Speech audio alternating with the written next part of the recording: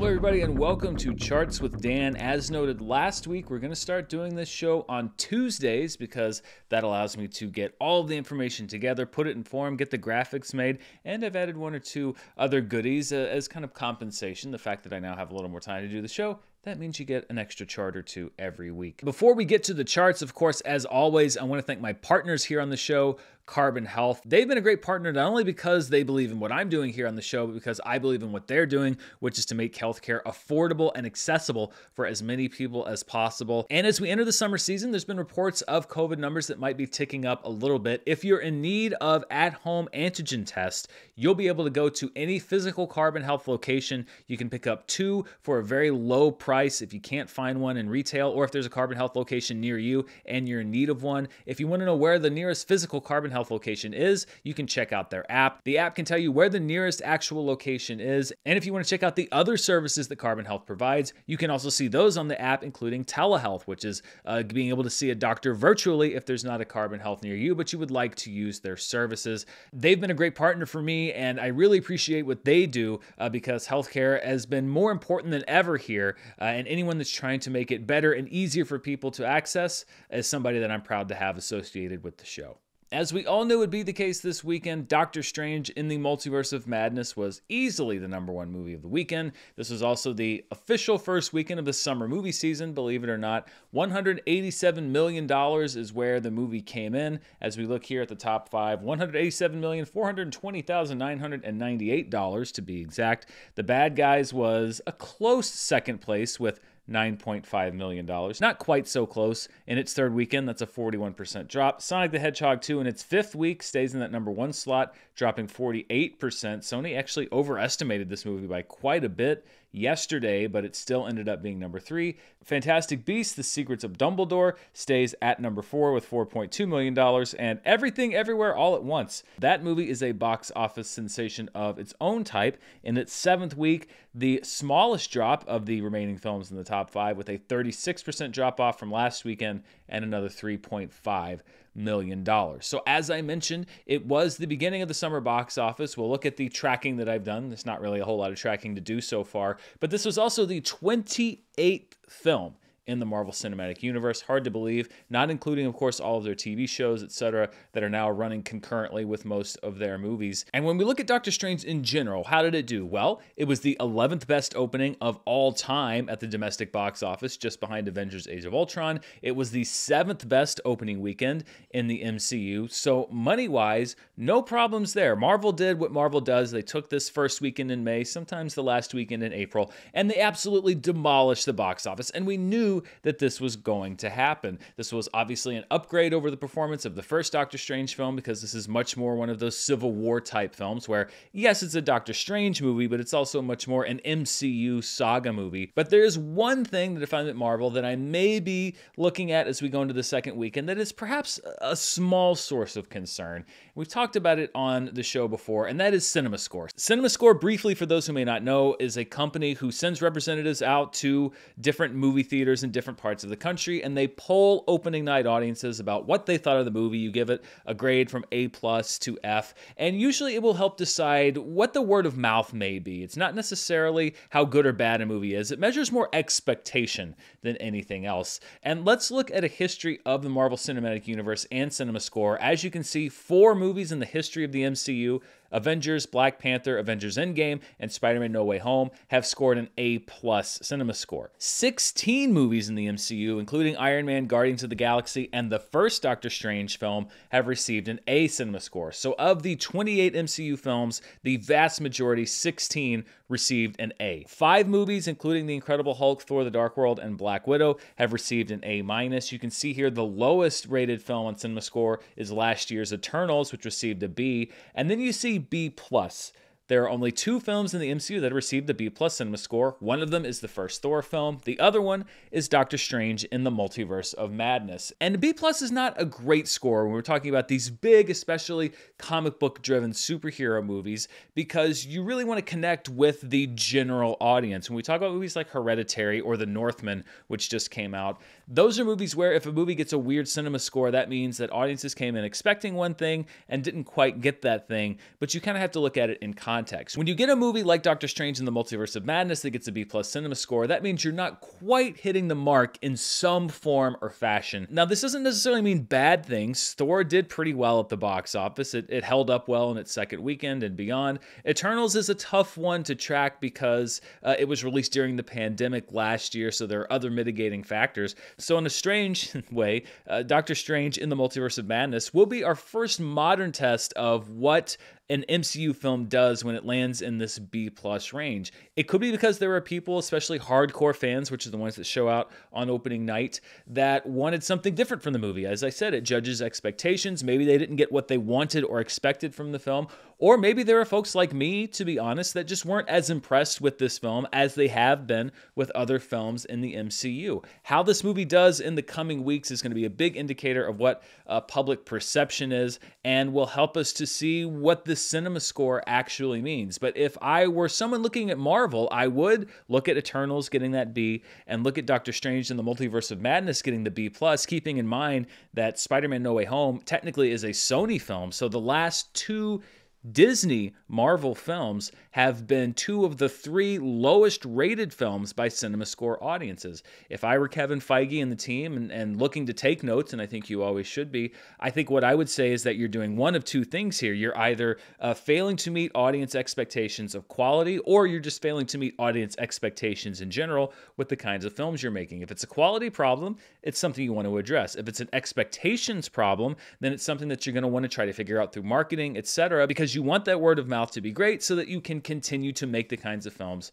that audiences will come back to see again and again. So that's the only sort of shadow in the cloud of this release for Doctor Strange in the Multiverse of Madness. This weekend, we'll see what the drop-off is. If we see a more abnormal drop-off than is usual, then perhaps it could be an issue with word of mouth. We just don't know. But great marks for the movie thus far on a box office level. Also, when we look at this weekend when compared to the average box office weekend, as well as last year's, you can see in 2021, last year, it took us almost the entire year until the release of Spider-Man No Way Home to beat the average box office for 2015 through 2019. But this past weekend beat the 2015 through 2019 average for the second time this year. So that was on the release of The Batman the first time, and now with the release of Doctor Strange in the Multiverse of Madness. So that's a good thing. That means the box office is not only recovering to be around pre-pandemic levels, but we're starting to see those spikes where we're going above pre-pandemic levels, not consistently, as you can see, but the fact that we've done it twice now this year is a really good sign. We'll see how Doctor Strange holds up this upcoming weekend to see if we can stay above that average. It might be a bit of a tall order, but the more big spikes we see above that box office average, the better news it is, because it means that large-scale movie-going is returning, not just for 1 or 2 weekends a year, but much more consistently. And when we look at the box office market share for 2022, I said last week what a difference a week makes. This is last week's chart with the box office market share, and you can see as we roll to this week, just based off of the opening weekend of Doctor Strange in the Multiverse of Madness, Disney Fox picks up 8% market share. You see I've added the total box office number down at the bottom, so just over $2.1 billion in total box office for 2022, and in just one weekend, Disney Fox picked up 8% market share. They have now done 13% of the total yearly business for 2022. Paramount, WB, Sony, and the other category all lose 2% market share. Universal stays the same at 12%. Disney has been slumbering. They have been a sleeping giant for the first third of this year. They're going to be taking up a bigger and bigger part of this pie. And as you can see, a huge slice cut out in just one weekend. We knew that they were going to pick up a big amount of market share. I said 5 to 10%. That's exactly where they ended up, with an extra 8%. And that little blue slice from Disney Fox is only going to grow from here. Now, one note that must be made, and it's a note that we're probably going to have to attach to every major event film going forward, is that the major theater chains here in the United States and domestically were charging more per ticket for Doctor Strange than other films that were happening at the same time and in the same theaters. And the breakdown I was looking at was that every theater chain was charging between 50 cents to $1 more. I think AMC had the highest charge with about $1 more per ticket to see Doctor Strange than all other films in the marketplace. This does reflect in the opening number. So we are probably going to start seeing more and more record-breaking grosses or saying, oh, that's the third largest or the fourth largest, blah, blah, blah, because theaters are beginning more and more to charge more for movies in their opening weekend. So you have to take that into account. When we look at these numbers, when we look at the numbers for the Batman, when we look at the numbers for pretty much any big tentpole movie, they're going to be just a little bit higher because theaters are now charging a premium for moviegoers to go see them, particularly in their opening weekend. As I mentioned, this is the first weekend, I believe it or not, of the summer movie season, even though we're not quite at Memorial Day just yet, and we only have one movie eligible. Doctor Strange in the Multiverse of Madness, and congratulations, it is the #1 movie of the summer so far because it is the only movie of the summer so far. I picked it as the overall #1. We'll see what happens with those cinema scores. That could already put that choice in jeopardy, but it's going to be up there for a good minute. We're going to see other movies like Firestarter, which comes out this weekend, that are going to be on this chart by default for the next several weeks, but of course, we'll keep updating these charts. This is a look at my 2022 summer box office top 10 predictions. You see, my #1 prediction was Doctor Strange in the Multiverse of Madness. It is currently ranked #1. None of the other films that I predicted would be on this list have been released. None of them will be released until Top Gun Maverick on May 27th, almost about 3 weeks from now. So this isn't really going to change a whole lot in the next few weeks. But when we get to June, that's when we're really going to see stuff moving up and down that chart. One other quick note before we move on to the rest of the weekend numbers is that the total box office revenue for 2022 as of this weekend passed the total for the year of 2020 when theaters were closed for so many weeks out of the year. So 4 months plus into the year 2022, we've already bypassed the year 2020. And the number we're looking at to bypass last year's number is $4.5 billion. So if the summer box office in total can generate another $2 billion and some change, that means that we will have, by the end of the summer, bypass 2021's box office total. Only time will tell. It just depends on how the rest of these movies do. Let's look at the rest of the charts for this weekend, and we'll start with the top per theater averages. No surprise here, Doctor Strange in the Multiverse of Madness in 4,534 theaters brought in $41,337 per theater. So it was a great weekend for theater owners. The second place film was In Front of Your Face in just one theater. It generated $9,150. That is a Korean film from director Hong Sang-soo. Lux Eterna is the second film we've seen in about 3 weeks from director Gaspar Noé. It brought in $8,945 in one theaters. It is a 51-minute long film that was screened at Cannes in 2019. It's a movie that's supposedly geared to make the audience uncomfortable on purpose. Not a big shock from Gaspar Noé. The French film Happening in just 4 theaters averaged $8,500 per theater. It is an abortion drama from France. It won the top prize at the Venice Festival last year. And then in number 5 in just one theater is a re-release of the film Diva, also from France, $7,356 from one theater. So French films having a great week on the per theater chart with 3 of the top 5. Doctor Strange had a great per theater average. It was the second best per theater average of the year behind another multiverse movie, the other big multiverse movie of 2022 so far, Everything Everywhere All at Once. Its initial run in 10 theaters brought in $50,000 per theater. That was enough to top Doctor Strange in the Multiverse of Madness in its initial run. And I also have to say it's very hard to fit the titles Everything Everywhere All at Once and Doctor Strange in the Multiverse of Madness next to each other on a chart where you have very limited space for text. So sorry for the sizing issues there. But yes, we see the best per theater average of the year, Everything Everywhere All at Once with $50,905 in its opening weekend in just 10 theaters. Doctor Strange in the Multiverse of Madness in second place with $41,337 in its opening weekend in just over 4,500 theaters. Then we have The Worst Person in the World when it opened in 4 theaters with $34,000. The Batman in its initial run with $30,000 per theater. And then Everything Everywhere All at Once also taking the number 5 spot in its second week of release when it was only in 38 theaters when it generated $28,000 per theater. Are we going to see more wide releases breaking through on this chart, or did the limited release films maintain their dominance, particularly when we talk about Everything Everywhere All at Once? Let's look at the specialty box office. These are films in what's called limited release, 1,000 theaters or fewer. And at number 1 is The Duke, which has expanded to a fairly larger amount of theaters after 3 weeks. 350 theaters, generating $371,000 total in limited release. That's good enough for number 1. Petite Maman from Celine Sciamma also expanded to a larger number of theaters, 224, and brought in $206,000. Y Como Es Él is a movie that we have seen on the chart for a couple weeks now. It made another $74,350. Happening, which we talked about earlier on the per theater list, made $34,000 in 4 theaters, and Gaspar Noé's Vortex in 39 theaters rounds out the charts with $31,212. Let's look now at the 2022 limited release chart, and there are a couple of changes I want to make. The first is that, as I mentioned before, it's very tough to get final box office data for films out of the Indian market, and we've seen so many of them break through in limited and wide release this year. Well, I got information that substantially updated the amount of money generated by one film out of India, and that is KGF Chapter 2. It jumped up big time to number 2 because the final reported result that I found now was $6.6 million. That's enough for second place behind BTS Permission to Dance as far as movies that were released in 1,000 theaters or fewer for the year. I'll be double checking that number in case it was some kind of error, but if it's not, it's no surprise. And I know so many people have said, this number you got for this movie out of India is wrong. That's partially because the reporting is often a little bit slow to come in, but it seems like KGF Chapter 2 did a substantial amount more business than we knew of in the limited release market.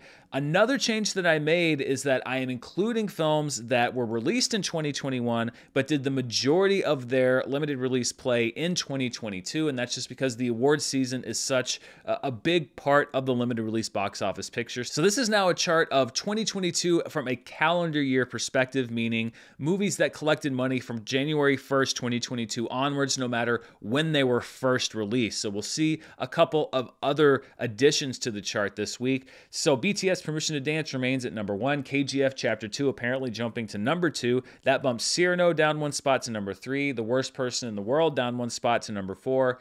The portion of Everything Everywhere All at Once's release, where it was in limited release, remains at number 5 with $2.3 million. Then we have our first edition, Parallel Mothers, which was released in late December of 2021, but did $2.2 million worth of business in limited release in 2022. That's good enough for number 6. That bumps Uma down to number 7. Drive My Car was released in November 2021, but did the vast majority of its business as award show buzz picked up this year. It's $2,019,670 is good enough for number 8. That bumps Rathashayam down 2 spots to number 9, and the 2022 Oscar shorts down to number 10. So this is how I'm going to keep track of the limited release charts from now on, movies that did most of their business in 2022. I don't think that we're going to get any more additions because any movie that would have been released in late 2021 has already gone through the award show gauntlet, has likely already been made available on physical media or digital media in some form. But it just felt more complete to present the box office just based on how much money had changed hands this actual year, especially when we look at limited release where the big awards films have such a presence. So that's how we're going to be looking at that chart from now on. Let's take a look outside of the domestic marketplace now and look at the international marketplace. And no surprise here, but Doctor Strange in the Multiverse of Madness was number 1 here as well, with a reported $265 million outside of the domestic marketplace. So a huge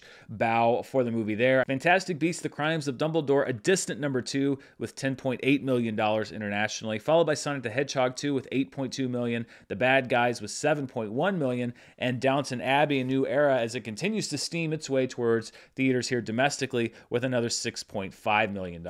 So when you take the international numbers, you match them up with the domestic numbers, we get our top 5 worldwide. Doctor Strange in the Multiverse of Madness was number 1 with an estimated $452 million. It could be a little bit above or below that, but that's about the number that it made. So nearly $500 million in the bank for Doctor Strange in the first weekend of release. Moviegoing is back worldwide, ladies and gentlemen. The Bad Guys at number 2 with $16.9 million. Fantastic Beasts at number 3 with $14.7 million. Sonic the Hedgehog 2 at number 4 with $14.4 million. And The Lost City at number 5 with $7.9 million. Before we move on, I'd like to thank the sponsor for today's show, which is ExpressVPN. And you know, we've all done it. We're trying to hide our tracks online. Maybe you're searching for a holiday gift for a loved one on a shared computer and you don't want them to see where you've been going or what kind of present you've been looking at. Or maybe you're just a secret fan of CoComelon and you don't want your coworkers knowing what it is you're watching while you're on your lunch break. And most people would say, well, why not just go to incognito mode or clear the browser history? There's no digital trace of that, right?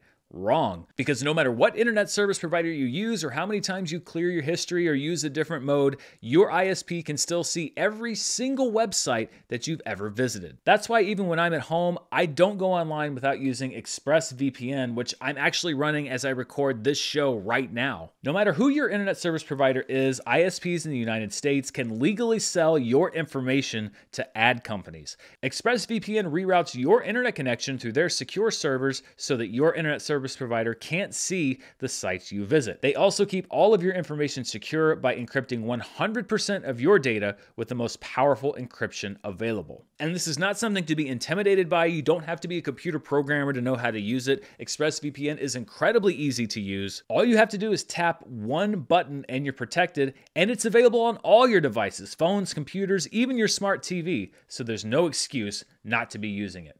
You can protect your online activity today with the VPN rated #1 by Business Insider by visiting my exclusive link at expressvpn.com/Murrell, where you can get an extra 3 months free on a 1-year package. That's expressvpn.com/Murrell, Murrell, expressvpn.com/Murrell to learn more. And I want to thank ExpressVPN for sponsoring today's show.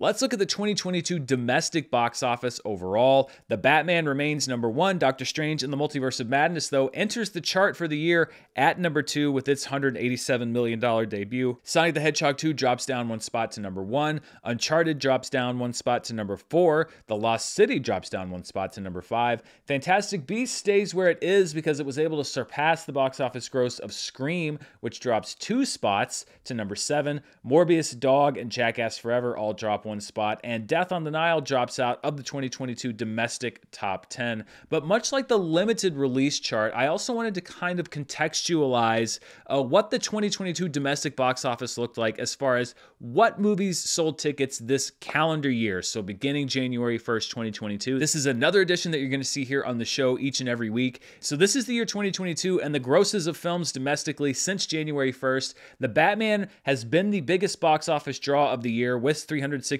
million.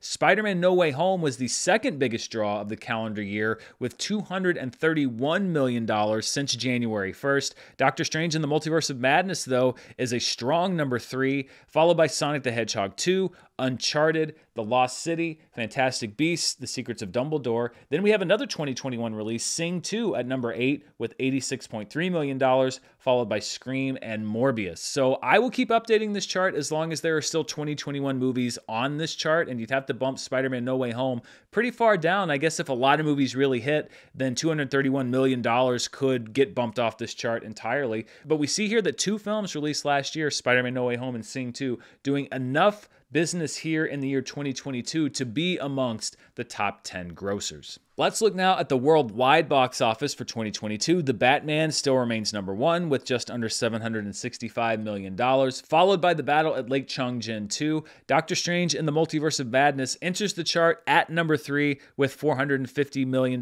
plus. That keeps Uncharted at #4, and then Too Cool to Kill, which is down at #5. That has been a really weird case because money has been coming off of that gross for the last couple weeks. Somehow it's actually losing money as it goes along, so it actually drops 2 spots to #5. Fantastic Beasts drops 1 spot to #6. Sonic the Hedgehog drops 1 spot to #7. Nice View drops 1 spot to #8. The Lost City manages to go up 1 spot to #9. That's because it's still doing fairly well at the global box office. That actually drops Morbius down 2 spots to #10. Booney Bears Back to Earth drops off the chart entirely, so we will see how far Doctor Strange in the Multiverse of Madness will climb up the worldwide 2022 chart. When we look at the worldwide box office for the previous 365 days, so you take today's date, you wind it back an entire year, we can see how the movies in the last year have done. Spider-Man No Way Home remains #1 with just under $1.9 billion, followed by The Battle at Lake Changjin and No Time to Die. The Batman seems to be running out of steam. I don't know if it's got that extra $10 million left in it to overtake No Time to Die. F9, very close to rotating off this chart, now less than 3 weeks away. It has been on the charts for 348 days. The Battle at Lake Changjin 2 is at number 6. Venom Let There Be Carnage at number 7. Doctor Strange in the Multiverse of Madness debuts on the chart at number 8. It'll be at least number 7 by next week. That bumps Shang-Chi and the Legend of the Ten Rings down one spot. You can kind of put that into perspective here. Worldwide, Doctor Strange beat the global gross of Shang-Chi and the Legend of the Ten Rings in just one weekend. That's the difference between pandemic moviegoing and non-pandemic moviegoing, along with a lot of other factors. Sing 2 is at number 10, down one spot, and Too Cool to Kill, just having a bad week. It drops out of the top 10 entirely as we await the rest of the summer movie season to see what other movies will join the box office top 10 worldwide. Before we take a look at the streaming chart, I always like to take a look at a weekend in box office past, and we're going to go back to a very familiar scenario. It's the first weekend in May. Sam Raimi is directing a Marvel film, and it has a great opening weekend at the box office, and we're going to go back 15 years ago to May 4th through the 6th, so the exact box office date, but 15 years ago when Spider-Man 3 was the #1 movie. Not only was it the #1 movie, it set a new mark for the biggest opening weekend ever, which Sam Raimi had already done with the first Spider-Man film, $151 million in its opening weekend. Disturbia was the #2 movie that weekend in its 4th week with $5.8 million. The #3 movie was Fracture, which if you haven't seen it, has Anthony Hopkins and Ryan Gosling. If you like crime thrillers, sort of courtroom drama type whodunits, I highly recommend that. $3.4 million in 3rd place. The Invisible, which is directed by David S. Goyer, and which I had no functional memory of ever existing in its 2nd week, was at number 4 with $3.2 million. And at number 5 was the Nicolas Cage, Julianne Moore film Next in its 2nd week with $2.8 million. So Sam Raimi, we go back 20 years ago, he's got that huge success with Spider-Man. We go back 15 years ago, he's got a huge success with Spider-Man 3. And now inside the MCU proper, he has another great weekend with Doctor Strange in the Multiverse of Madness. So Sam Raimi has been very good to Marvel, and Marvel has been very good to Sam Raimi. As always, before we leave, I like to take a look at what people are watching at home, and we start with the top rentals on iTunes. What are people buying, renting, and watching on their Apple devices? Uncharted remains at number 1, still available only for purchase, so Sony making a lot of money with that movie. And with the movie at number 2, Spider-Man No Way Home, available for purchase and rental, so Tom Holland yet again taking up the top 2 slots on iTunes. Moonfall is at number 3. The Liam Neeson film Blacklight enters the chart, available for purchase and rental at number 4. Sing 2 hanging around in that top 5, continuing to print money. Ambulance is at number 6, available for purchase and premium video on demand. Ghostbusters Afterlife returns to the chart. That's hung around for quite some time after coming out in late 2021. Jackass Forever is at number 8. Dog is at number 9. And Infinite is at number 10. All of those holdovers from last week. You know, I'm always interested in seeing what people are watching on Netflix, so let's take a look at the numbers for the 10 most watched programs on Netflix using my Murrell metrics, which measure potential finished views, how many people could potentially have watched the entire season or movie or whatever. It's a way of kind of evening the playing field between movies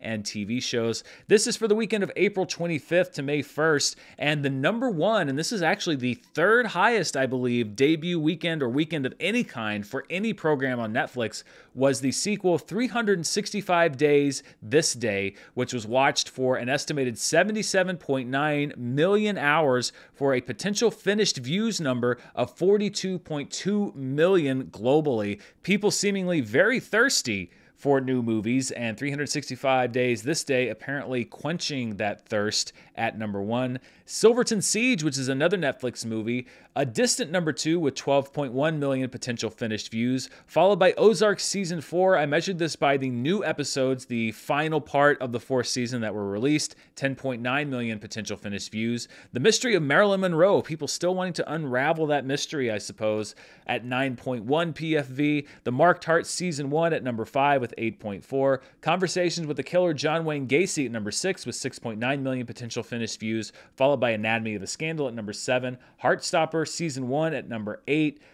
A Netflix movie called Honeymoon with My Mother. I don't really know if I want to know what that one's about. 5.8 million potential finished views. And Selling Sunset Season 5, sounds like a bit of a tongue twister, at number 10 with a 5.5 PFV. Let's wrap out as I've been doing by looking at the Nielsen streaming numbers. This includes some streaming services, but not all. Some, like HBO Max, have thus far chosen not to participate. But this is a way of kind of looking at different programming across a lot of different services, some of which do not report any numbers. This is all data collection that is done by Nielsen. The only caveat being there is a delay. So these are the numbers from April 4th through 10th, going back about a month. And we'll look first at the most watched streaming movies.